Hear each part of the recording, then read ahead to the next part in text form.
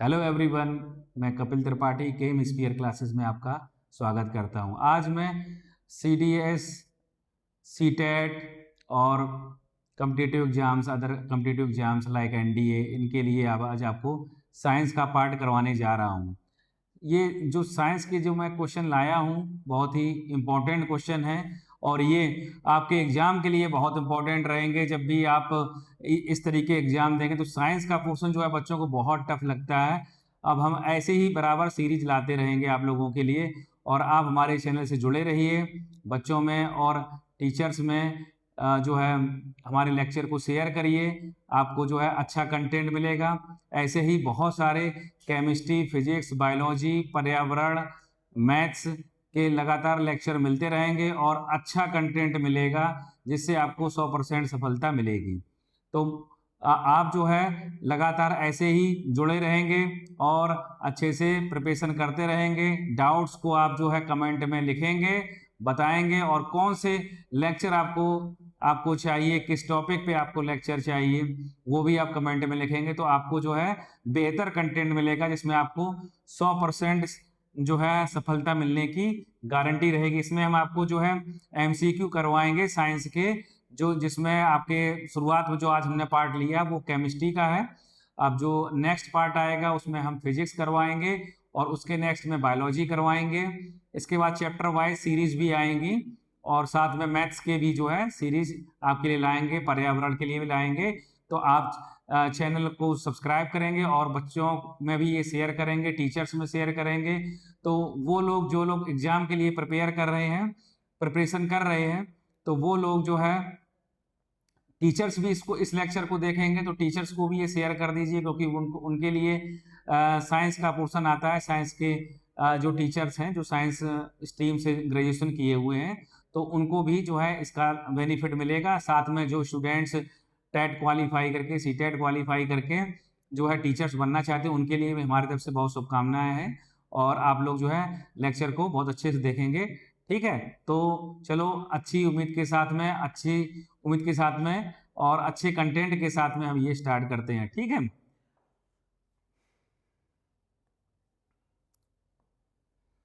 देखिए जो है ये केमिस्ट्री के जो है क्वेश्चंस हैं, बहुत खास क्वेश्चन है जो एग्जाम में ज्यादातर आते ही रहते हैं। इन्हीं क्वेश्चन से जनरली आपके एग्जाम में भी पूछा जाएगा।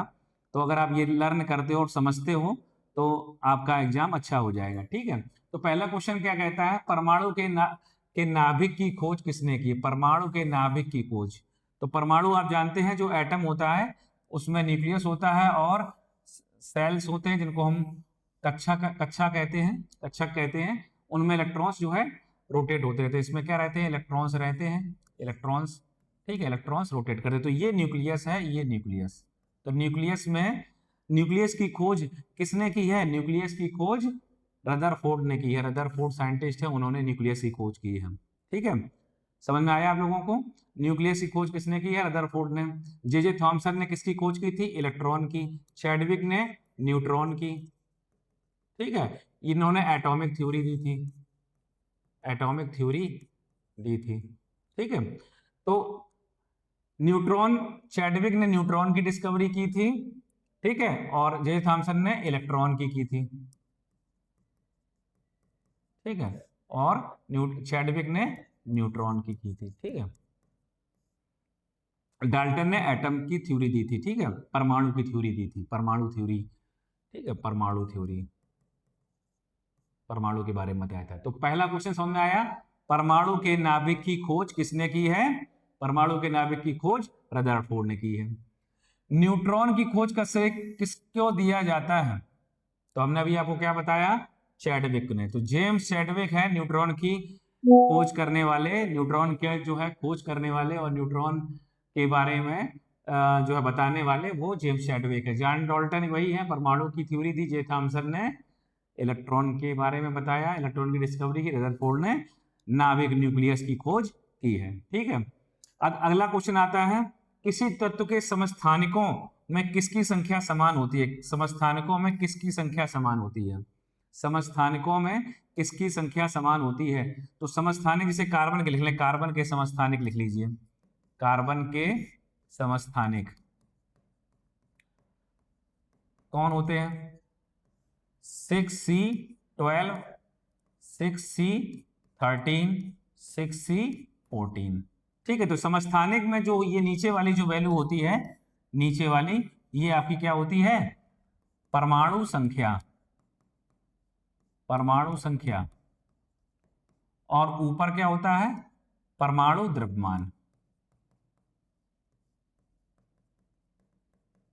ठीक है, तो समस्थानिक जो होते हैं एक ही तत्व के डिफरेंट डिफरेंट विभिन्न विभिन्न रूप। ठीक है, तो कार्बन, कार्बन एक तत्व है, उसके डिफरेंट डिफरेंट या विभिन्न विभिन्न फॉर्म है, विभिन्न विभिन्न रूप है उसके। तो किन रूपों में पाया जाता है? 6C12 में, 6C13 में, 13 में, 6C14 में। ठीक है, तो ये जो परमाणु क्रमांक है ये क्या होता है? इसमें सेम होता है। और ये परमाणु भार है, जो इसको परमाणु भार कहते हैं, ये परमाणु भार है, या द्रव्यमान संख्या भी कह सकते हो, परमाणु भार। तो ये इसका क्या होता है? विभिन्न विभिन्न होता है, भिन्न भिन्न होता है। ठीक है, तो आप इसमें पूछा गया है संख्या समान किसकी होती है? तो संख्या समान किसकी होती है? बोलो। परमाणु संख्या समान होती है। तो परमाणु संख्या कौन है? ये है परमाणु संख्या या प्रोटॉनों की संख्या। प्रोटॉनों की संख्या और परमाणु संख्या एक ही बात है। प्रोटॉनों के नंबर और परमाणु संख्या सेम फॉर्मूला है। परमाणु संख्या, परमाणु संख्या बराबर प्रोटॉनों की संख्या, प्रोटॉनों की संख्या, प्रोटॉनों की संख्या। ठीक है, सेम होती है ये। परमाणु संख्या और प्रोटॉनों की संख्या बिल्कुल सेम होती है। ठीक है, तो प्रोटॉनों की संख्या सेम होगी, ये वाला गलत है और ये वाला गलत है। द्रव्यमान संख्या सेम नहीं होती है, वो समभारी बोले जाते हैं। तो अगर द्रव्यमान संख्या में क्या होता है? द्रव्यमान संख्या अगर सेम हो जाए, अगर द्रव्यमान संख्या सेम हो जाए तो उसको हम क्या कहते हैं? समभारी। अगर ये समान हो जाए, द्रव्यमान संख्या समान हो जाए अगर, तो इसको समभारी कहते हैं। ठीक है, तो ये दोनों ही ये तीनों ही ऑप्शन गलत है। प्रोटॉनों की संख्या समान होती है। तो परम समस्थानिक वो समस्थानिक तत्व के विभिन्न विभिन्न रूप हैं। जैसे कार्बन के 3 समस्थानिक हैं, 6C12, 6C13, 6C14। ठीक है, समझ में आ गया होगा। तो इसका प्रोटॉन हो गया। पदार्थ की चौथी अवस्था कौन सी है? पहली 3 अवस्थाएं मालूम होंगी सभी को, ठोस, द्रव, गैस। पहली 3 अवस्थाएं क्या? ठोस, द्रव, गैस। तो चौथी अवस्था कौन सी हो जाएगी? ना तो ये होगी, ना ही प्लाज्मा, ना तो क्या? बोस आइंस्टीन कंडेंसेट, ये है चौथी अवस्था। याद कर लीजिए, बहुत कम बच्चों को इसके बारे में पता है। चौथी अवस्था हमारी बोस आइंस्टीन कंडेंसेट है। ठीक है, बोस आइंस्टीन कंडेंसेट, तो ये याद कर लीजिएगा। ठोस, द्रव, गैस, प्लाज्मा वगैरह ये अवस्थाएं नहीं है, बोस आइंस्टीन कंडेंसेट है। ठीक है, कौन सा एक रासायनिक परिवर्तन है? कौन सा रासायनिक परिवर्तन है?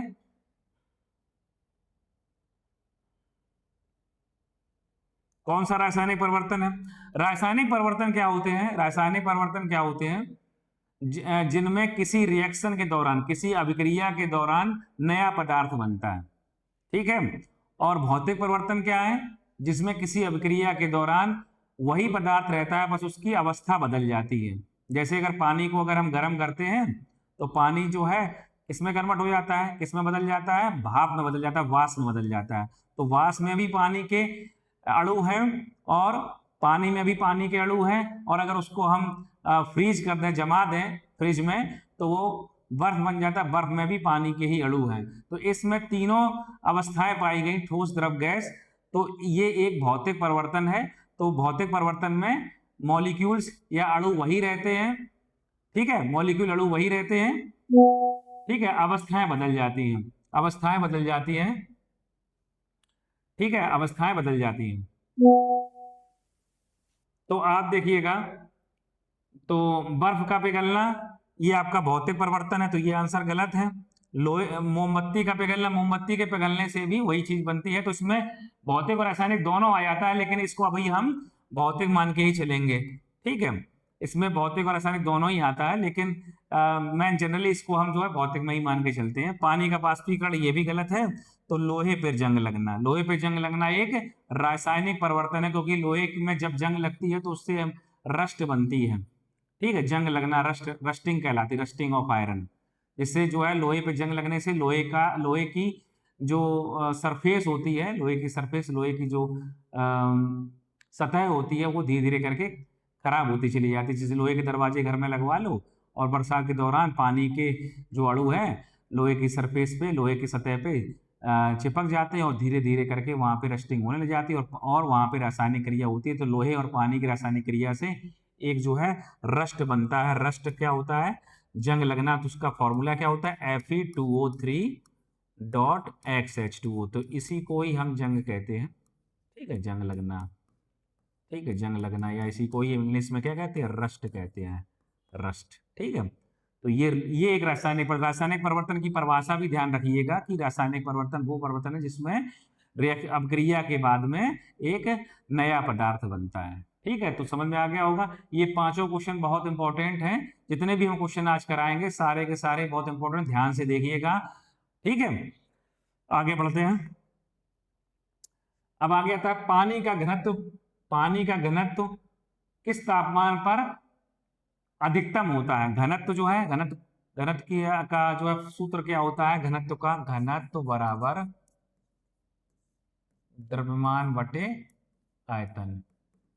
द्रव्यमान बटे आयतन, मास अपॉन वॉल्यूम। ठीक है, density equal to mass upon volume English में कहते हैं। और घनत्व बराबर द्रव्यमान बटे, किस पर सबसे अधिक होता है?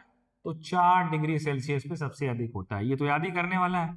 4 डिग्री सेल्सियस पे सबसे अधिक होता है पानी का घनत्व। ना ये सही है ना ये सही है। ये बॉइलिंग पॉइंट है, उबलने का, पानी के उबलने का तापमान है, और ये फ्रीज हो जाता है -4 डिग्री सेल्सियस पे, बर्फ अवस्था में वो रहता है पानी।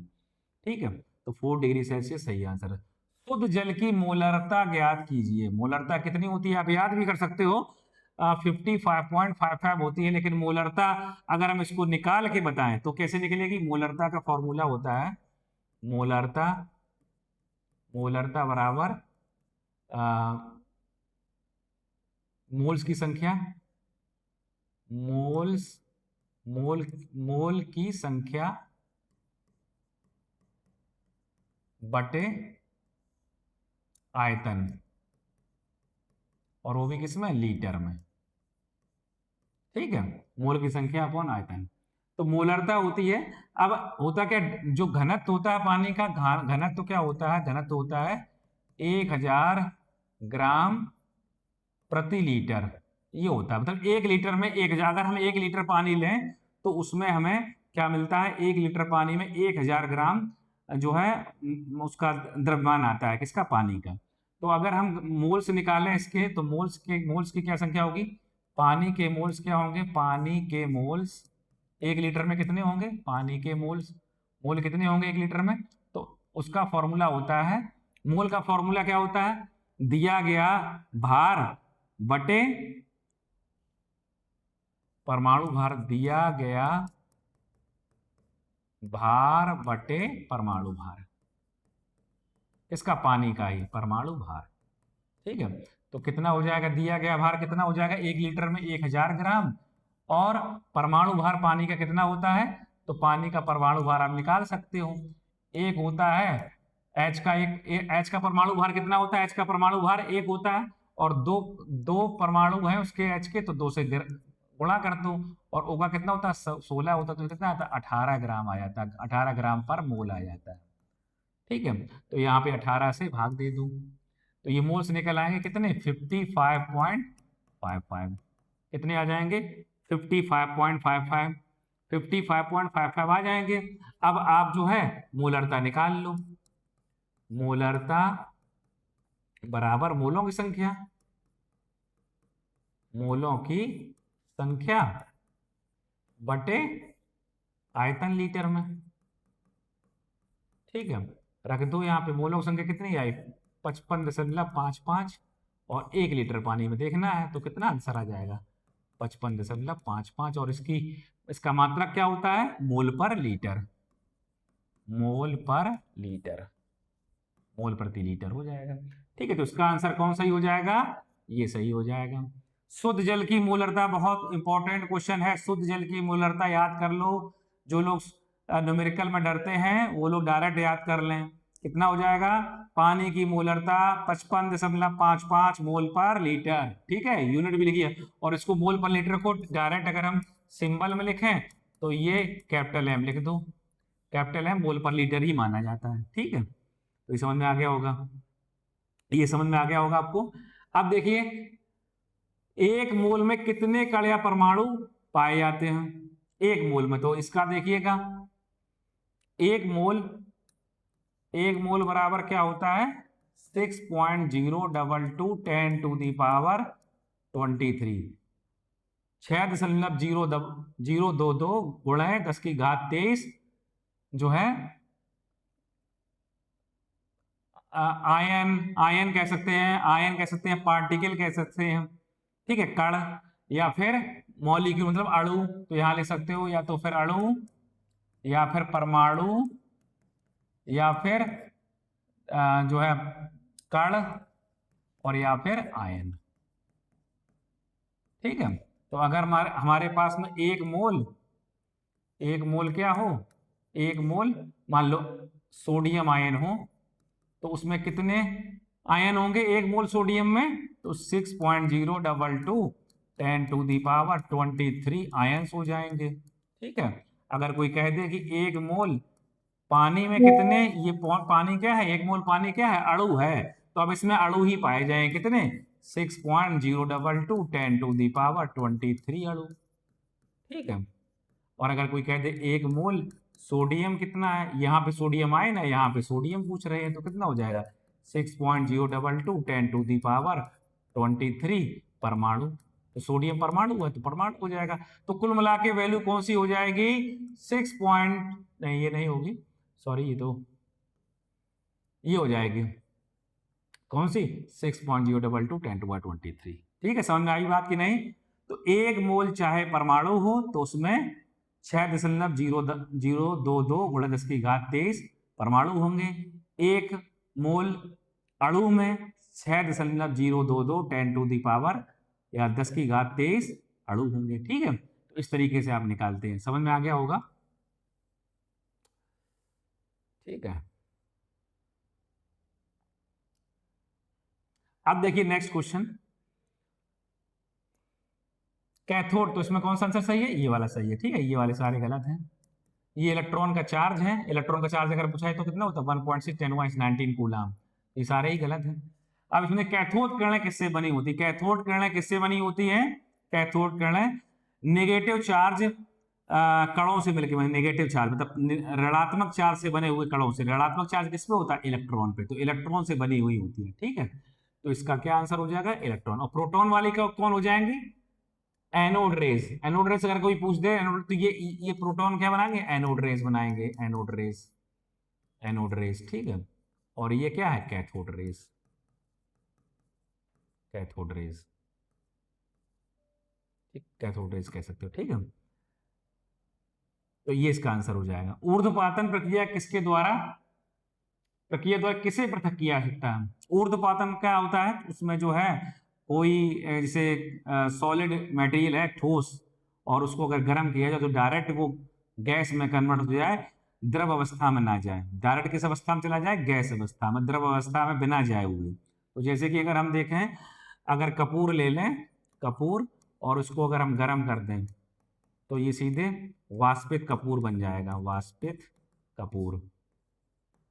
उसी तरीके से नौसादर ले लें, नौसादर, इसको अमोनियम क्लोराइड कहते हैं NH4Cl।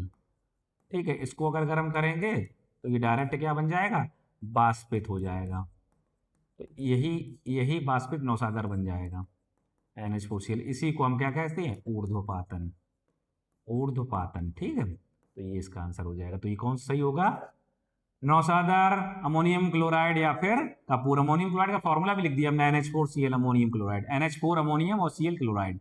ठीक है, क्लियर है आप लोगों को।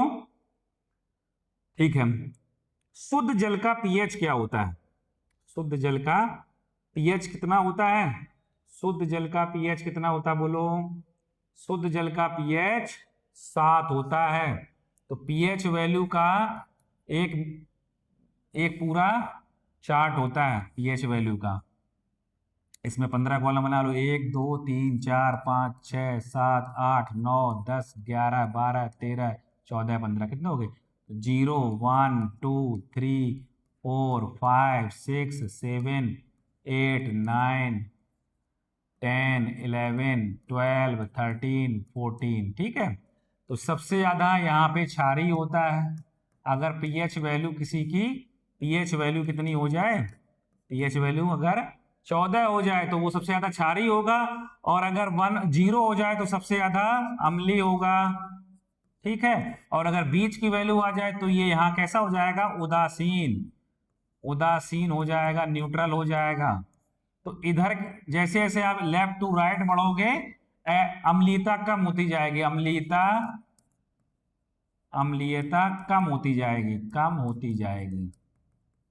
होती जाएगी जब आप, तो मतलब अगर कोई कहते पीएच की वैल्यू 6.99 है तो बताओ आपके हिसाब से वो द्रव द्रव कैसा होगा, वो सॉल्यूशन कैसा होगा, तो आप बताओगे अम्लीय होगा, ठीक है। अगर कोई पूछ दे पीएच वैल्यू अगर आती है 7.1 तो कैसा द्रव होगा, उसकी प्रकृति कैसी होगी, क्षारीय होगी, ठीक है। सबसे ज्यादा क्षारीय किसकी पीएच होगी, किस पीएच पे सबसे ज्यादा क्षारीयता होगी, तो 14 पे सबसे ज्यादा होगी। सबसे ज्यादा अम्लीयता किस पे होगी, तो 0 पे होगी। अम्लीय जैसे HCl वगैरह हमारे पेट में होता है, जो पेट में जो HCl रिलीज होता है हमारे मीडियम को एसिडिक बनाने के लिए, अम्लीय बनाने के लिए, जिससे कि बैक्टीरिया मर सके और पेट में जो एंजाइम्स हैं वो अच्छे से जो है काम कर सकें। तो उसमें आपके जो है HCl होता है, तो HCl की पीएच वैल्यू लगभग कितनी होती है, 1 के आसपास होती है। और जो हम लोग नींबू पानी पीते हैं उसकी पीएच कितनी होती है, 2 और 3 के आसपास होती है, 2 और 3 के आसपास नींबू पानी की होती है। 7 पीएच किसकी होती है, 7 पीएच पानी की होती है, ठीक है। और NaOH की कितनी पीएच होती है, NaOH सोडियम हाइड्रोक्साइड की क्षारीय होता है, 14 होती है। इसकी रेंज ही होती है, पीएच रेंज कितनी होती है, पीएच रेंज कहां से शुरू होती है, पीएच रेंज कहां शुरू होती है, 0 से लेके 14 तक। तो कभी भी आप 15 से 14 से ऊपर नहीं बताएंगे और कभी भी नेगेटिव में नहीं बताएंगे, माइनस में पीएच बताएंगे, ठीक है। तो पूरा हमने पीएच का चार्ट आपको बता दिया। कब होता है उदासीन या न्यूट्रल, तो वो हमारा पीएच वैल्यू 7 होता है। पानी हमारा उदासीन होता है, ठीक है, ना वो अम्लीय होता है ना ही क्षारीय होता है। अम्लीयता 7 से कम अगर पीएच की वैल्यू है, पीएच का नंबर है, तो वो अम्लीय है, और 7 से ज्यादा है तो वो क्षारीय है। जितना 7 से वैल्यू बढ़ती जाएगी उतनी ही क्षारीयता बढ़ती जाएगी, जितना 7 से कम होती जाएगी 6 5 4 3 2 1 0, तो वो अम्लीयता उतनी ही बढ़ती चली जाएगी, ठीक है। जितनी पीएच कम उतनी अम्लीयता ज्यादा, जितनी पीएच ज्यादा उतनी क्षारीयता ज्यादा, ठीक है। तो समझ में आ गई होगी। सिरके में तो ये सब गलत आंसर है, ठीक है। सिरके में कौन सा अम्ल पाया जाता है, आप लोग बताइए, सिरके में कौन सा अम्ल पाया जाता है, अचार वगैरह बनाते हैं तो उसमें कौन सा अम्ल पाया जाता है सिरके में, सिरके में पाया जाता है एसिटिक अम्ल। नींबू में कौन सा पाया जाता है, नींबू में सिट्रिक अम्ल, फार्मिक अम्ल, क्या चींटी के काटने में, दोनों का क्वेश्चन है। लैक्टिक अम्ल किस में होता है, लैक्टिक अम्ल दूध से दही बनाने में, ठीक है। तो एसिटिक अम्ल हमारा हो जाएगा विनेगर या सिरका। कौन है एसिटिक अम्ल, इसका फॉर्मूला क्या होता है एसिटिक अम्ल का, एसिटिक अम्ल का फॉर्मूला होता है CH3COOH, ठीक है। और फार्मिक अम्ल का क्या होता है HCOOH। और ये जो फॉर्मूले हैं सिट्रिक अम्ल और लैक्टिक अम्ल की, बहुत कॉम्प्लिकेटेड फॉर्मूले हैं जो आपके एग्जाम में नहीं पूछेंगे। जो केमिस्ट्री हायर क्लासेस में BSc और जो है MSc में करेंगे तो वहां पे जो है लैक्टिक अम्ल और सिट्रिक अम्ल के फॉर्मूले देखने को मिल सकते हैं। तो 12 तक भी नहीं है कहीं पे भी, ठीक है, तो परेशान नहीं होना। चींटी के डंक में कौन सा अम्ल होता है, तो चींटी के डंक में कौन सा अम्ल होता है, मीथेनोइक एसिड, फॉर्मिक एसिड, ना ही टार्ट्रिक एसिड होता है, ना ही ऑक्जेलिक होता है, ना ही नाइट्रिक। ऑक्जेलिक अम्ल किसमें होता है, ऑक्जेलिक अम्ल टमाटर में, ठीक है। और टार्ट्रिक अम्ल किसमें होता है, इमली में, ठीक है। नाइट्रिक अम्ल जो है किसी उसमें नहीं पाया जाता है पदार्थ में, जैसे जैसे जैसे कुछ सब्जियां हैं तो उसमें नहीं पाया जाता है। और मेथेनोइक अम्ल जो है इसी को हम क्या कहते हैं, फॉर्मिक अम्ल, जो हमने यहाँ पे फॉर्मूला लिखा था। फॉर्मिक अम्ल का फॉर्मूला क्या है HCOOH, इसी को क्या कहते हैं, मीथेनोइक अम्ल, मीथेनोइक अम्ल। तो इसी चींटी के डंक से मीथेनोइक अम्ल जो है रिलीज होता है, जिससे हमें दर्द होता है, ठीक है। आगे बढ़ते हैं, समझ में आ गया होगा, पूरा एक्सप्लेनेशन अच्छे से है। आप क्लियर करते जाइए पूरा, इसके आगे के भी टॉपिक आपके क्लियर होते चले जाएंगे अगर आप कॉन्सेप्ट को अच्छे समझेंगे। ठीक है, आगे बढ़ते हैं। आगे आता है बेकिंग सोडा का रासायनिक सूत्र क्या है। बेकिंग सोडा खाने वाला सोडा होता है जिसको हम कहते हैं sodium hydrogen carbonate, sodium bicarbonate, ये है हमारा। कौन सा होगा?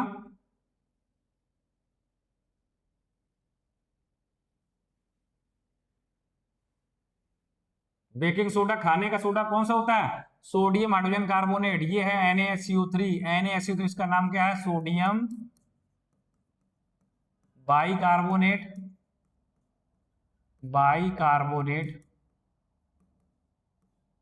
या फिर और sodium hydrogen carbonate, hydrogen carbonate. ठीक है, तो ये ऑप्शन आपका हो जाएगा, ये वाला ऑप्शन हो जाएगा। ठीक है, ये आपका नहीं होगा, नहीं ये होगा। ठीक है, सोडियम, ये इसका नाम है सोडियम कार्बोनेट, ये सोडियम हाइड्रोक्साइड है और ये कैल्शियम का क्लोराइड है। तो खाने का सोडा होता है सोडियम बाइकार्बोनेट। ठीक है, इसी को बेकिंग सोडा कहते हैं, इसी को हम क्या कहते हैं? बेकिंग सोडा कहते हैं। ठीक है, याद करने वाला इंपॉर्टेंट क्वेश्चन है, ज्यादातर एग्जाम में पूछा था, ये भी बहुत इंपॉर्टेंट है। धावन सोडा किसका का रासायनिक नाम क्या है? तो धावन सोडा हमारा सोडियम कार्बोनेट डेकाहाइड्रेट है। सोडियम कार्बोनेट का सूत्र क्या है? Na2CO3। और डेका का मतलब 10 होता है। डेका का मतलब क्या होता है? 10।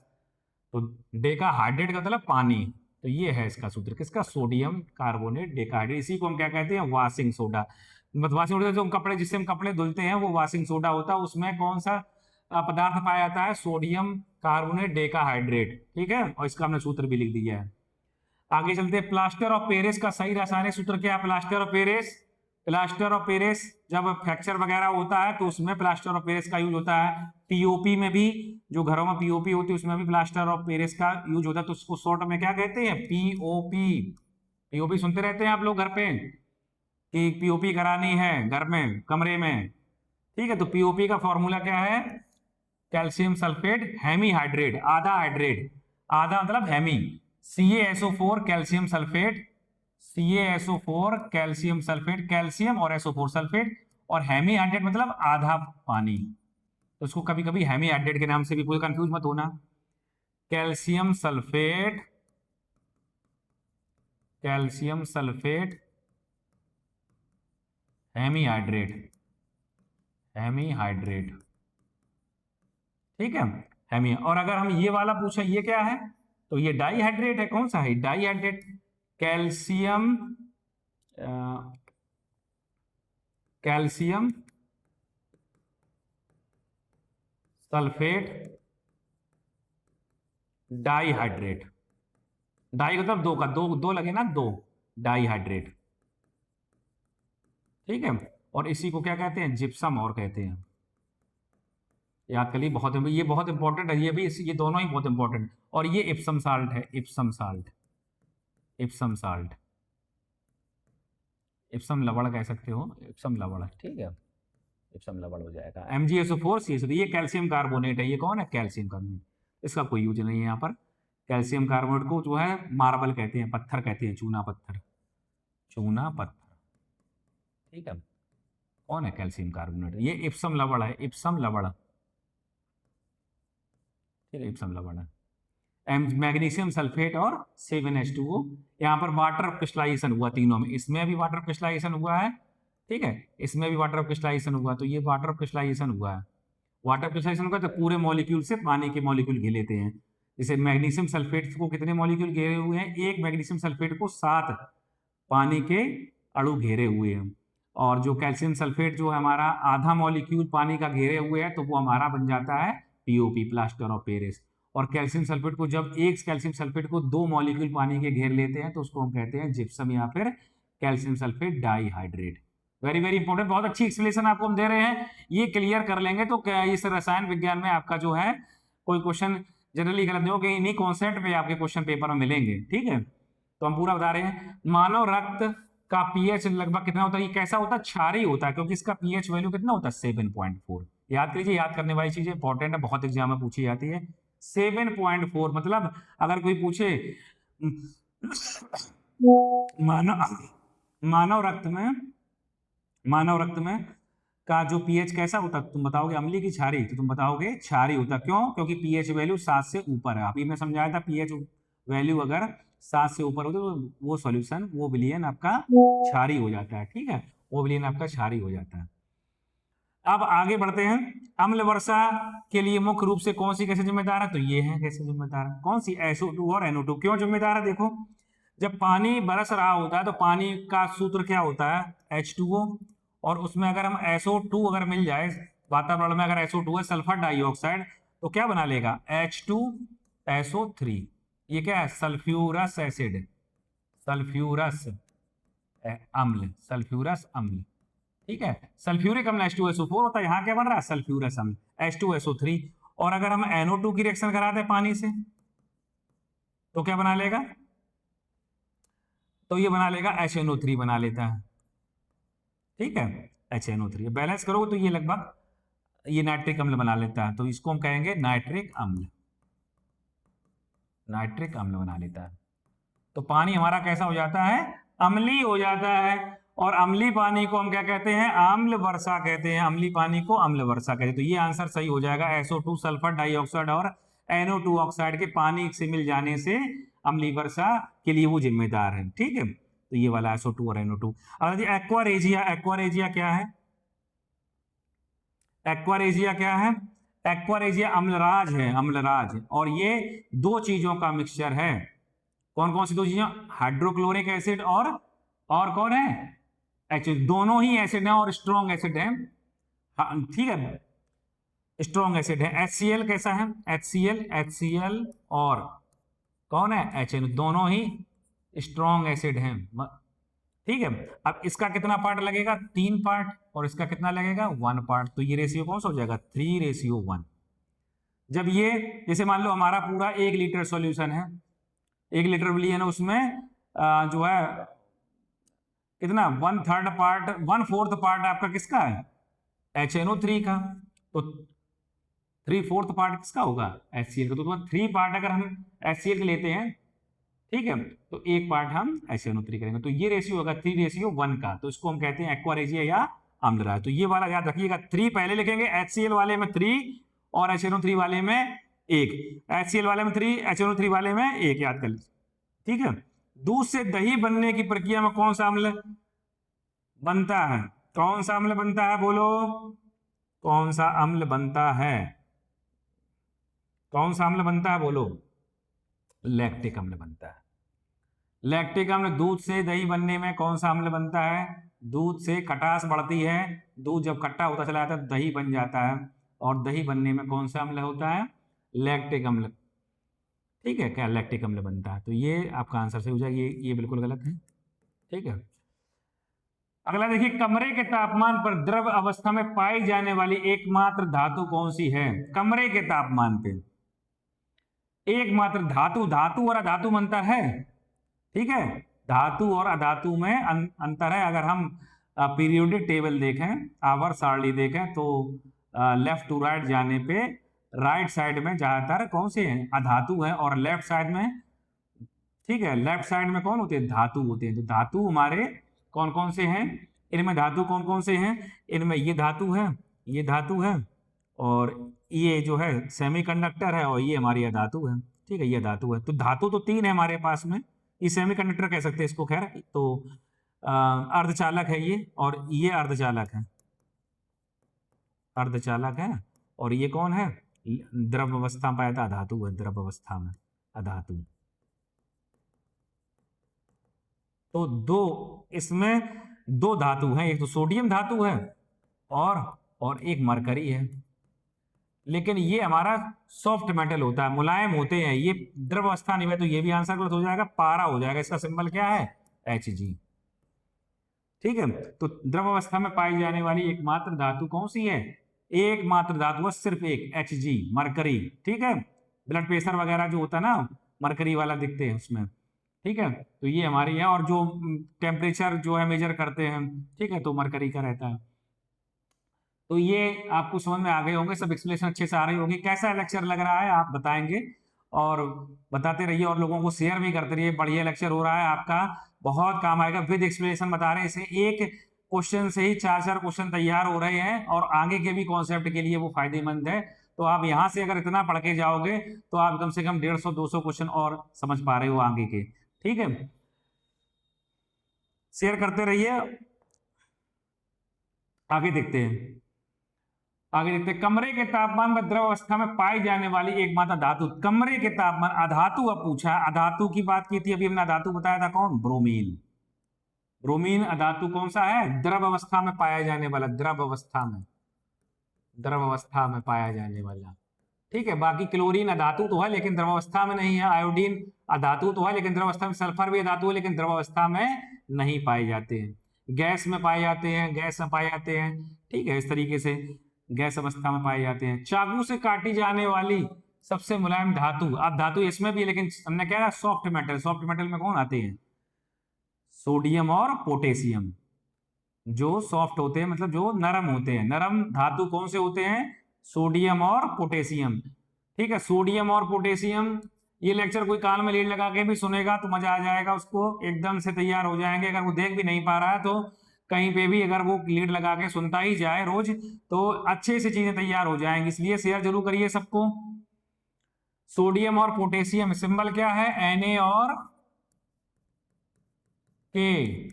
ठीक है, काटी जा सकने वाली सबसे मुलायम धातु है ये, तो ये आंसर सही होगा। ये कॉपर भी धातु है, लोहा भी, एल्यूमिनियम सब धातु है लेकिन ये मुलायम धातु नहीं है। ठीक है, तो ये आंसर हो जाएगा। सबसे लचीली और अगाध वर्धनी धातु कौन सी, सबसे लचीली मतलब फ्लेक्सिबल, और डक्टाइल मतलब जिसको मोड़ा जा सके, मेलिएबल लचीली है, फ्लेक्सिबल है मतलब लचीली, उसको मोड़ा जा सके, और डक्टाइल वायर्स में बनाए सके, तार बनाए जा सके। तो ऐसी कौन सी है, बोलो कौन सी है, सोना है, सोना सबसे ज्यादा मेलिएबल और डक्टाइल, जिसको हम क्या कहते हैं, लचीली और अगाध वर्ध, सोना होती है। ठीक है, याद कर लीजिए इसको। पीतल, पीतल मिश्र धातु है, दो धातुओं से मिलकर बनी होती है, मिश्र धातु है पीतल। पीतल कैसे याद करेंगे, कजन, कजन, कजन से पीतल याद करेंगे। कजन कौन है, कजन का मतलब, का मतलब क्या है, Cu, और जन का मतलब क्या है, जिंक। तो कजन मतलब तांबा और जस्ता, तांबा और जस्ता क्या है, पीतल। पीतल क्या है, पीतल कजन, कजन वाला कौन, दो चीजें, काफ और Cu, और Zn मतलब जंग का, जिंक, जिंक मतलब जस्ता। ठीक है, तो कजन। और ये कांसा कैसे याद करोगे, कांसा कसन, कसन, का मतलब Cu और सन का मतलब Sn। ठीक है, तो ये वाला कसन, तो ये आपका आंसर कांसा के लिए हो जाए, कांसा कसन। और तांबा कजन, तांबा कजन, कजन CuZn, कजन, सी का मतलब Cu और जन का मतलब जिंक, कजन, और कसन कांसा वाला CuSn, कसन। ठीक है, बहुत आसानी से याद करा रहे हैं आपको। तो ये आंसर इसमें सही हो जाएगा और ये आंसर इसमें सही हो जाएगा। ठीक है, आगे बढ़ते हैं।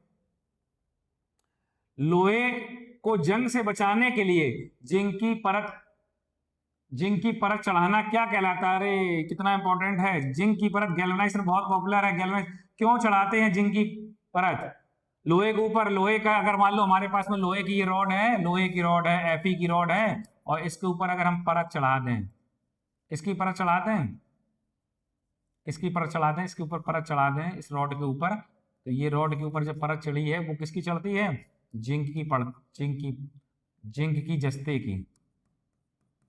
ठीक है, जिंक की परत चढ़ती है, क्यों, क्योंकि जिंक ज्यादा रिएक्टिव, ज्यादा क्रियाशील है, और वो आयरन जो हमारा Fe है, आयरन, ठीक है, लोहा, उसकी सरफेस को बचा के रखती है, उसके ऊपर जंग ना लग पाए, जंग लगने से बचाती है। गैल्वेनाइजेशन फोर्स क्या लगाती है, जंग लगने से बचाती है, जंग लगने से, जंग लगने से, जंग लगने से, लगने से बचाती है। ठीक है, क्योंकि ये कैसा है, बहुत क्रियाशील है, जिंक क्रियाशील है, तो ये अपनी सरफेस में चीजों को, अपने सतह पर चीजों को, ऑक्सीजन वगैरह को रिएक्ट करके और उनका ऑक्साइड बना लेंगे, लेकिन लोहे को अंदर खराब नहीं होने देंगे। तो कौन सा आंसर सही हो जाएगा, गैल्वेनाइजेशन, यस दिलेपन। ठीक है, एल्युमिनियम का सबसे प्रमुख, एल्युमिनियम का सबसे प्रमुख अयस्क कौन सा है, एल्युमिनियम का सबसे प्रमुख अयस्क बॉक्साइड है, जिसका फॉर्मूला क्या होता है, एल्युमिनियम ऑक्साइड डॉट XH2। ठीक है, एल्युमिनियम ऑक्साइड और hydrated form of water of crystallisation, जिसको हम कहते हैं वाटर के मॉलिक्यूल का एल्यूमिनियम की सतह को घेर लेना नंबर ऑफ जो है पानी के अणुओं द्वारा। तो ये बॉक्साइड होता है। बॉक्साइड इसके और भी अयस्क हैं। बॉक्साइड के अलावा कोरंडम है, ठीक है, कोरंडम है, क्रायोलाइट है। इसका एल्यूमिनियम ऑक्साइड कौन, एल्यूमिनियम के और कौन कौन से हैं? क्रायोलाइट है Na3AlF6, कोरंडम है Al2O3, बॉक्साइड सबसे पॉपुलर है Al2O3.XH2O, ठीक है, तो ये बॉक्साइड रहेगा। अच्छा ये किसका है? ये आयरन का है। ये किसका है? लेड का है। लेड मतलब Pb और आयरन मतलब Fe, ठीक है। कैलामाइन जिंक का है, जिंक जस्ते का और है। तो हमने चारों के बता दिए, समझ रहे ना। हमने बोला ना कि चारों जो ऑप्शन दिए थे उन चारों को ही एक्सप्लेन कर रहे हैं ज्यादातर केसेस में, और उनसे आप आगे के 4 से 8 क्वेश्चन तैयार, 12 4 16 क्वेश्चन तैयार हो रहे हैं। तो हम बोला ना कि जो हम 50 पढ़ाएंगे तो हाँ वो मानिए 150-200 आपके तैयार होंगे। इसलिए लेक्चर को सभी को शेयर कर दीजिए, उनको फायदा मिले, ठीक है। और आप लोग भी जो है चैनल को सब्सक्राइब करिए, जिससे आपको जितने भी लेक्चर मिलेंगे ऐसे ही बहुत ही कीमती और अच्छे लेक्चर मिलेंगे लगातार आपको, और आप जो है टेस्ट क्वालिफाई करते जाएंगे। हेमाटाइट और मैग्नेटाइट किसका प्रमुख अयस्क है? तो हेमाटाइट लोहा का है। हेमाटाइट का फॉर्मूला क्या है? Fe2O3, ठीक है। और इसका मैग्नेटाइट का क्या है? Fe3O4, ठीक है। तो ये दोनों ही किसके अयस्क हैं? लोहा के अयस्क। दोनों ही किसके अयस्क हैं? लोहे के अयस्क हैं, ठीक है। कॉपर जिंक का क्या है? जिंक ब्लेंड है। कॉपर का कॉपर पायराइट है। एल्यूमिनियम का भी बॉक्साइड बताया ही है, तो इनके भी और आपको याद करने हैं। कॉपर का कॉपर पायराइट, कॉपर ग्लांस, ठीक है, ठीक, क्यूप्राइट, जिंक का जिंकाइट, जिंक ब्लेंड, ठीक है। और अभी आपने कैलामाइन पढ़ा था, ZnCO3। कैलामाइन का फॉर्मूला क्या होता है? ZnCO3, ठीक है। जिंक ब्लेंड का क्या होता है? ZnS होता है। कॉपर ग्लास का क्या होता है? Cu2S होता है, ठीक है। कॉपर क्यूप्राइड का क्या होता है? Cu2। सब कॉपर के अयस्क हैं। जिंक का जिंक ब्लेंड है। एल्यूमिनियम का बॉक्साइड, क्रायोलाइड, इस तरीके का अयस्क है। तो हमारा यहाँ पे क्वेश्चन कहता है हेमाटाइट और मैग्नेटाइट में लोहा रहेगा, ठीक है। आगे बढ़ते हैं नेक्स्ट में बढ़ते हैं विद्युत का सबसे अच्छा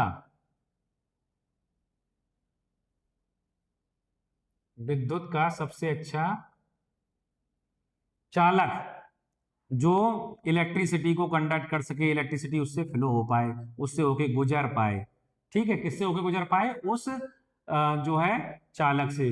तो चालक से या कोई मेटल से या किसी से जो उसकी सरफेस से इलेक्ट्रॉन्स वगैरह या जो है इलेक्ट्रिसिटी विद्युत जो है उससे ऊपर से उससे होकर निकल पाए, उससे होके आगे बढ़ पाए, फ्लो कर पाए। तो सबसे अच्छा कौन? बेस्ट। लोग क्या लगाएंगे? तांबा लगा देंगे, क्योंकि तांबे के तार यूज करते हैं। कहेगा चांदी का कौन यूज करेगा? ठीक है। एल्यूमिनियम को भी करते हैं, लेकिन एल्यूमिनियम को उतना अच्छा नहीं मानते हैं, कॉपर का अच्छा मानते हैं, तो लोग कॉपर का आंसर दे आते हैं। कॉपर नहीं है सही। और सोना के तार किसी ने देखे ही नहीं है, कौन लगाता है सोने के तार? चांदी लिखा, लेकिन सबसे बेस्ट लगाता चांदी का भी, लेकिन चांदी सबसे बेस्ट कंडक्टर है। जहां पे ज्यादा कंडक्टिविटी की जरूरत पड़ेगी, ज्यादा विद्युत की जरूरत पड़ेगी, वहां चांदी का आप तार लगा सकते हैं, ठीक है। तो चांदी हो जाएगा। चांदी का सूत्र क्या है? Ag, ठीक है। हीरा और ग्रेफाइट किसके अप्रूव हैं? कार्बन के। हीरे कार्बन के कौन कौन से अप्रूव हैं? कार्बन के कौन कौन से हैं? ये कार्बन, ये आंसर सही हुआ। कार्बन कौन कौन से? हीरा है, ठीक है। और कौन है बोलो? ग्रेफाइट है। और कौन है? फुलरीन है। फुलरीन, ठीक है। ये आपके कार्बन। फुलरीन भी बहुत नया, बहुत इंपॉर्टेंट है। फुलरीन भी कार्बन का ही अप्रूव है, नया डिस्कवर हुआ है। तो हीरा ग्रेफाइट तो पढ़ते रहते हैं। ये पेंसिल में होता है, पेंसिल, ठीक है। और भी जगह पे ही इसके इसके एनोड वगैरह भी बनाए जाते हैं, इलेक्ट्रोड वगैरह बनाए, तो इलेक्ट्रोड में भी यूज होता है, सेल के इलेक्ट्रोड में, ठीक है। और हीरा हमारा तो भाई कीमती है, बहुत ज्यादा है। हमने तो हीरा भी देखा ही नहीं है, आप लोगों ने देखा होगा, फिल्मों में देखा हीरा, ठीक है। तो कार्बन जो है वो आपका और ग्रेफाइट किसके अप्रूव है? कार्बन के हैं। तो सिर्फ ये सब आंसर गलत है, सल्फर वगैरह के नहीं है, ठीक है। पेंसिल की लीड पे बनाने में किसका उपयोग किया था? पेंसिल की लीड के लिए अभी हमने आपको बताया था, कौन सा बताया था अभी हमने? पेंसिल की लीड के लिए कौन सा था? ग्रेफाइट। तो ग्रेफाइट आंसर इसका सही हो जाएगा, ग्रेफाइट। ठीक है, शीशा वगैरह लेड है इसमें, कोयला तो कार्बन का ही है लेकिन वो अप्रूव नहीं माना जाता है। ठीक है, काजली ये नहीं है। एलपीजी गैस सिलेंडरों में, एलपीजी गैस सिलेंडरों में कौन सी, एलपीजी गैस सिलेंडरों में मुख्य रूप से कौन सी गैस होती है? एलपीजी गैस सिलेंडरों में मुख्य रूप से कौन सी गैस होती है? तो प्रोपेन और ब्यूटेन होती है। कौन सी होती है? प्रोपेन और ब्यूटेन। प्रोपेन का फॉर्मूला क्या है? CH3 CH2 CH3, ये प्रोपेन है। और ब्यूटेन का क्या होता है? ब्यूटेन का क्या होता है? CH3 CH2 CH2 और CH3, तो ये ब्यूटेन है। ठीक है, तो ये हमारे गैस सिलेंडरों में मुख्य रूप से यही पाए जाते हैं, प्रोपेन और ब्यूटेन। ठीक है, एलपीजी में रिसाव का पता लगाने के लिए, अगर लीक होने लग जाए एलपीजी, तो उसका पता लगाने के लिए क्या करेंगे? इथाइल मरकैप्टन का यूज करेंगे। बड़ा रटने वाला क्वेश्चन है, इथाइल मरकैप्टन। इथाइल मरकैप्टन क्या होता है बोलो? इथाइल मरकैप्टन क्या होगा? इथाइल मरकैप्टन, इथाइल मरकैप्टन क्या होगा? इसका फॉर्मूला होता है C2H5SH। तो जहां पे सल्फर हो अवेलेबल, वो मरकैप्टन है। मरकैप्टन जब भी वर्ड यूज हो तो सल्फर उसमें अवेलेबल होता है। इथाइल क्या है? C2H5, और SH क्या है? मरकैप्टन। तो इथाइल मरकैप्टन, जैसे इथेनॉल होता है ना, इथाइल अल्कोहल, तो अल्कोहल ग्रुप कौन सा होता है? OH। उसी तरीके से SH होता है मरकैप्टन ग्रुप। OH कौन होता है? Alcohol group. और SH कौन है? Mercaptan group. ठीक है, तो इथाइल मरकैप्टन एलपीजी में रिसाव का, एलपीजी अगर लीक हो रही है तो उसकी दुर्गंध से हम जो है इसका पता लगा सकते हैं इथाइल मरकैप्टन का यूज करके। सीएनजी का मुख्य घटक कौन सा है? मीथेन है। मुख्य घटक मीथेन है। मार्स गैस भी इसको कहते हैं, मार्स गैस भी इसको कहते हैं। हालांकि मार्स गैस का इसमें क्वेश्चन भी लगा हुआ है, तो ये इसका आंसर सीएनजी का मुख्य घटक कौन है? मीथेन। याद कर लीजिए। कच्चे फलों को प्राकृतिक कृत्रिम रूप से किस गैस का उपयोग किया पकाने के लिए? तो एथिलीन और एसिटिलीन। तो एसिटिलीन का फॉर्मूला क्या होता है? एसिटिलीन में ट्रिपल बॉन्ड होता है, CH ट्रिपल बॉन्ड CH, या इसी को हम क्या कह सकते हैं? C2H2। ठीक है, और एथिलीन का क्या होता है? C2H4, और इसमें क्या होता है? Double bond CH2 double bond CH2। ठीक है, तो ये हो जाएगा। कच्चे फलों को प्राकृतिक कृत्रिम रूप से पकाने के लिए किस गैस का उपयोग किया जाता है? Ethylene acetylene, C2H4। ठीक है, अगला देखिएगा। मार्स गैस किसको बहुत पॉपुलर गैस है? CH4 अभी बताया था हमने। ये अमोनिया है, ये नाइट्रस ऑक्साइड और ये कार्बन डाइऑक्साइड है, तो ये नहीं है। मार्स गैस CH4 है। ठीक है, आगे बढ़ते हैं।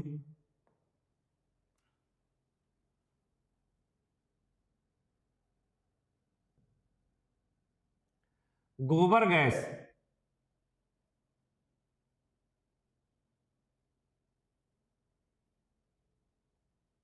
गोबर गैस में मुख्य रूप से कौन सी गैस पाई जाती है? गोबर गैस में मुख्य रूप से कौन सी गैस पाई जाती है? गोबर गैस में मुख्य रूप से कौन सी गैस पाई जाती है? मीथेन गैस पाई जाती है, CH4।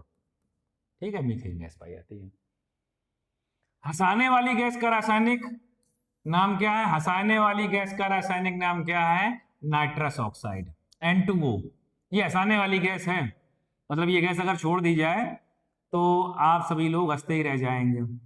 ठीक है, तो एग्जाम अच्छा कर लीजिए, तब ये गैस अगर छोड़ी जाए तो बहुत ही अच्छा लगेगा, क्योंकि उस दौरान खूब हंसना, हंसी आएगी भी तो बहुत अच्छा लगेगा, क्योंकि हम एग्जाम क्रैक कर चुके हैं। तो इसलिए नाइट्रस ऑक्साइड गैस तभी यूज करेंगे जब आप लोग एग्जाम क्वालिफाई कर लेंगे। तो N2O है, इसको याद करिएगा। N2O नाइट्रोजन के 2 एटम है और ऑक्सीजन का 1 एटम है।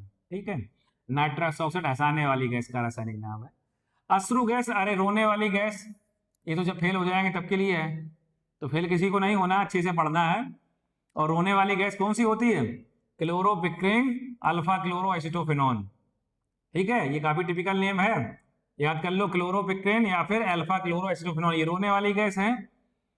ठीक है, जब कभी भी बहुत दंगा अंगा की होता है सोसाइटी में या कहीं पे भी किसी वजह से दंगा हो जाता है, तो जो है गवर्नमेंट आंसू गैस के गोले छोड़ती है। ठीक है, तो आंसू आंसू निकलने लग जाते हैं, अफरा तफरी मच जाती है, एकदम से रोने में ही लग जाते लोग। तो आंसू गाली गैस कौन सी होती है? Chloropicrin alpha chloro acetophenone. ठीक है, तो ये इसका आंसर हो जाएगा। नेक्स्ट में क्या होगा? अग्निशमन यंत्रों में कौन सी गैस प्रयुक्त होती है? अरे अग्निशमन मतलब जो है आग बुझाने के काम में कौन सी? ड्राई आइस इसको कहते हैं, CO2। ठीक है, तो कार्बन डाइऑक्साइड गैस जो है किसमें आती है? अग्निशामक यंत्रों में, फायर एक्सटिंग्विशर्स में कौन सी गैस होती है, मतलब आग बुझाने में कौन सी गैस का यूज होता है, याद कर लो। ये बहुत कम बच्चों को ध्यान याद रहता है। वो सोचते हैं कार्बन डाइऑक्साइड तो कैसे होगी, कार्बन डाइऑक्साइड तो होगी ही नहीं, तो वो नाइट्रोजन या नियोन लगा देंगे। नियोन लगा देंगे बहुत सारे बच्चे, ऑक्सीजन लगाएंगे तो और आग बढ़ जाएगी। ऑक्सीजन का यूज मत कर देना, ऑक्सीजन तो आग बढ़ाने का ही काम करती है, क्योंकि ऑक्सीजन के बिना दहन नहीं होता है, बिना ऑक्सीजन के कोई भी चीज नहीं जल सकती है, तो ऑक्सीजन तो कतई मत लगाना, ठीक है। तो ये सब गलत है। कौन सा सही होगा? Carbon dioxide. फोटोग्राफी में स्थिर करने के रूप में किसका उपयोग किया था? फोटोग्राफी में स्थिर करने, फिक्सर के रूप में इसका उपयोग किया था। कौन होता है? Silver bromide. नहीं, सिल्वर ब्रोमाइड नहीं है, सिल्वर ब्रोमाइड बिल्कुल गलत आंसर है। कॉपर सल्फेट भी गलत है। अमोनियम नाइट्रेट तो कौन है? Sodium thiosulphate. सोडियम थायोसल्फेट का फिक्सर के रूप में यूज किया था। सोडियम थायो वर्ड किस में आता है? थायो वर्ड भी एस में आता है, एस वाला सब्सटेंस, सोडियम थायोसल्फेट। तो ये इसका आंसर होगा Na2H2O3। Na2H2O3 सोडियम थायोसल्फेट होता है इसका फॉर्मूला। फॉर्मूले की जरूरत नहीं है यहाँ पे। गुब्बारों और हवाई जहाज के टायरों में भरी जाने वाली अक्रिय गैस कौन सी गैस होती है? गुब्बारों और हवाई जहाजों में टायरों में भरी जाने वाली गैस कौन सी होती है? हीलियम गैस होती है, हीलियम गैस। तो इसका आंसर हो जाएगा हीलियम। हीलियम गैस जो है अक्रिय गैस होती है। अक्रिय गैसों में कौन कौन आती है? हीलियम आती है, नियोन आती है, आर्गन आती है, क्रिप्टॉन आती है, जेनॉन आती है, जेनॉन एक्सी, और रेडॉन आती है, आरएन। तो ये सारी कैसी हैं?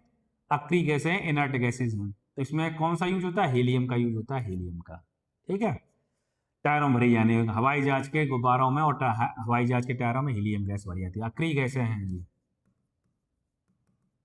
ठीक है, ध्यान रखना, अक्रिय गैस है। अगला देखिए, नीलत होता क्या है? नीलत होता कॉपर सल्फेट होता है। कॉपर सल्फेट का हाइड्रेटेड फॉर्म वाटर क्रिस्टलाइजेशन उसमें हो जाता है, तो कॉपर सल्फेट नीला ब्लू कलर का होता है, नीले कलर का। कॉपर सल्फेट का सॉल्यूशन कैसा होता है? नीले कलर का, नीला होता है बिल्कुल, ठीक है। तो ब्लू विट्रॉल भी इसको कहते हैं। कभी कभी नीलत होता नहीं लिखेंगे तो ब्लू विट्रॉल ही आ जाएगा। तो ब्लू विट्रॉल बड़ा इंपॉर्टेंट है, ये इंपॉर्टेंट क्वेश्चन है, बहुत इंपॉर्टेंट है। कॉपर सल्फेट नीलत होता, ठीक है, समझ गए कि नहीं? ठीक है। अब आता है कृत्रिम वर्षा कराने के लिए किस रसायन का छिड़काव किया जाता है? कृत्रिम वर्षा मतलब बारिश कहीं ना हो रही हो, लेकिन वहां पे बारिश होनी चाहिए, वहां की सिचुएशन ये है कि वहां पे बारिश हो जाए, ठीक है। सूखाग्रस्त क्षेत्रों में जहाँ पे बहुत सूखा पड़ा है, वहां पानी की जरूरत है, बारिश की जरूरत है, तो वहां कृत्रिम वर्षा कराई जा सकती है। कृत्रिम वर्षा में प्रेसिपिटेशन होता है, ठीक है। प्रेसिपिटेशन तो कोगुलेशन होता है, पॉजिटिव और नेगेटिव चार्ज वाले मिलके प्रेसिपिटेट बनाते हैं और नीचे कृत्रिम वर्षा के रूप में नीचे आते हैं। तो उसमें आपका आएगा, कौन कौन आ जाएंगे? ए कौन सा? सिल्वर आयोडाइड, और भी है silver iodide, silver nitrate, dry CO2, तो ये दोनों आ जाएंगे। तो ए और सी दोनों आंसर सही होंगे, मतलब हम इसको ना करके दोनों को ही कहेंगे। तो कौन सा आ जाए? ए और सी, मतलब सिल्वर आयोडाइड भी आएगा और ड्राई आइस, जो कि कृत्रिम छिड़काव में जरूरत पड़ेगी, कृत्रिम वर्षा कराने में इनकी जरूरत पड़ेगी, ठीक है। समझ में आ रहा है? शेयर करते जाइए और बच्चों को हेल्प मिलती रहे। अच्छे लेक्चर आएंगे। आज हम केमिस्ट्री कर रहे हैं, कल के दिन आपको फिर फिजिक्स में भी लेंगे, ठीक है। कल क्लास फिजिक्स की भी लेंगे, उसमें बहुत सारे फिजिक्स के क्वेश्चन कराएंगे, फिर बायो के भी लेंगे, और भी बहुत सारे पर्यावरण और बहुत सारे मैथमेटिक्स के लेक्चर आते रहेंगे। तो आप लोग जुड़े रहिएगा।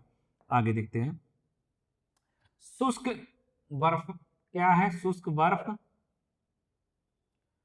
बर्फ क्या होती है? तो शुष्क बर्फ कौन होती है? CO2 के बहुत क्वेश्चन आते हैं। CO2 है शुष्क बर्फ, ड्राई CO2, सॉलिड CO2। ठोस कार्बन डाइऑक्साइड क्या होती है? शुष्क बर्फ होती है, ठोस कार्बन डाइऑक्साइड, याद कर लीजिए, ठोस कार्बन डाइऑक्साइड। कपड़ों से जंग के धब्बे हटाने के लिए किस अम्ल का?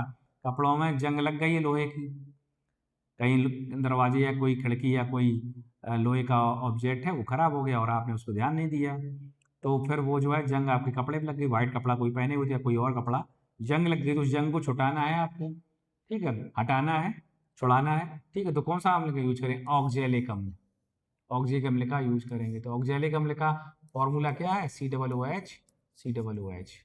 ऑक्जेलिक अम्ल का यूज किया जाता है, ठीक है। या फिर इसको कंबाइंड में कैसे लिख सकते हो? C2O4H2।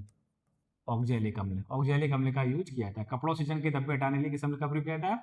ऑक्जेलिक अम्ल का। ठीक है। जल की स्थायी कठोरता, जल की स्थायी कठोरता, परमानेंट हार्डनेस। दो तरीके की हार्डनेस होती है, स्थायी और अस्थाई। अस्थाई कठोरता जो होती है वो हम इजीली गर्म पानी बॉयल करके ही अस्थाई कठोरता को हटा सकते हैं, लेकिन स्थायी कठोरता हम पानी को घर में गर्म करके भी नहीं हटा सकते हैं। कुछ लोग सोचते हैं कि पानी हमारा जो है कठोर है, लेकिन कहीं कुएं हुए का है पानी, तो उसको गर्म कर देंगे तो वो जो है कठोरता उसकी हट जाएगी। ठीक है, सॉफ्ट हो जाएगा पानी। ठीक है, और आराम से पीने लायक हो जाएगा। लेकिन ऐसा नहीं होता है, जो स्थायी कठोरता होती है वो बॉयल करके गर्म करके नहीं निकाली जा सकती। उसके लिए हमें क्या करना होगा? दूर करने के लिए क्या मिलाना होगा? क्या मिलाना होगा? सोडियम कार्बोनेट मिलाना होगा। Sodium carbonate. ठीक है, सोडियम कार्बोनेट मिलाना होगा, तो इससे निकाल पाए। सोडियम कार्बोनेट से निकाल पाएंगे फिटकरी वगैरह, और पोटेशियम परमैंगनेट और उबालने से काम नहीं चलने वाला। स्थायी कठोरता सोडियम कार्बोनेट। सोडियम कार्बोनेट का सूत्र मालूम होगा, Na2CO3। इसका यूज करना पड़ेगा कपड़े धोने के साथ। धावन सोडा भी इसको कहते हैं, इसका नाम क्या है? धावन सोडा। ठीक है, तो इसका यूज करते हैं। ओजोन परत को नुकसान पहुंचाने वाले मुख्य गैसें कौन है? ओजोन परत कहाँ है? हमसे 20 किलोमीटर ऊपर आसमान में, 20 किलोमीटर या 25 किलोमीटर के आसपास होती है ओजोन परत, जो क्या करती है? जो सन से, सूर्य से पराबैंगनी किरणें जमीन पे आती हैं, अर्थ पे आती हैं, वो हमारे लिए बहुत ही हानिकारक और हार्मफुल है। उन किरणों से हमारे ऊपर खराब इफेक्ट पड़ते हैं, हमारे जीवन पे खराब इफेक्ट पड़ते हैं, तो उनको रोकना वहीं पे जरूरी है। तो वो पराबैंगनी किरणों को रोकने का काम ओजोन की परत करती है। ठीक है, तो ओजोन परत में अगर छेद हो जाएगा, होल हो जाएगा, तो फिर क्या होगा? तो वो जो पराबैंगनी किरणें हैं अर्थ पे, और जो है अर्थ पे आ जाएंगी, धरती पे आ जाएंगी, पृथ्वी पे आ जाएंगी, और वहां पे हम लोगों को नुकसान पहुंचाएंगे। ठीक है, तो इसलिए ओजोन की परत बनी रहनी चाहिए, नुकसान ना हो। तो उसमें नुकसान पहुंचाने वाली गैसेस कौन सी है? क्लोरोफ्लोरोकार्बन, CFC, क्लोरोफ्लोरोकार्बन CFC, और इसको हम कह सकते हैं CCl2F2, इस तरीके की होती हैं क्लोरोफ्लोरोकार्बन। देखो, क्लोरोफ्लोरोकार्बन, CCl2F2, CCl2F2, इस तरीके की जो गैसें होती हैं क्लोरोफ्लोरोकार्बन, ये जो है ओजोन परत को नुकसान कराती है। रबर के बल्कनीकरण में किस तत्व का उपयोग किया जाता है? किसका उपयोग किया जाता है? बल्कनीकरण में सल्फर का। सल्फर का बल्कनीकरण, सल्फर का यूज किया जाता है। रबर के बल्कनीकरण मतलब उसकी प्रॉपर्टी में और इंप्रूवमेंट आ जाता है। रबर की प्रॉपर्टी में और इंप्रूवमेंट आ जाता है, उसकी हार्डनेस बढ़ जाती है, और वो और काम का होता है। उसमें अगर हम सल्फर मिला दें तो वो और काम का होता है। तो ये आपके इंपॉर्टेंट क्वेश्चन थे जो हमने आज आपको समझाए और कराए। इन क्वेश्चन से आपको बहुत हेल्प मिलेगी, और आगे के जो और लेक्चर होंगे उनसे आपको लगातार हेल्प मिलती रहेगी। आपके टेस्ट क्वालिफाई हो जाएंगे। बहुत अच्छे क्वेश्चन है हमने आज आपने कराए हैं ढूंढ के और बनाए हैं आपके लिए, तो आप लोग जरूर उसको देखें और लोगों को शेयर करें। सब्सक्राइब भी करेंगे तो आपको फायदा मिलेगा, नोटिफिकेशन मिल जाएगा। ठीक है, तो ऐसे ही स्वस्थ रहिए, मस्त रहिए, आगे के लेक्चर देखते रहिए। ठीक है, ठीक है, नमस्कार।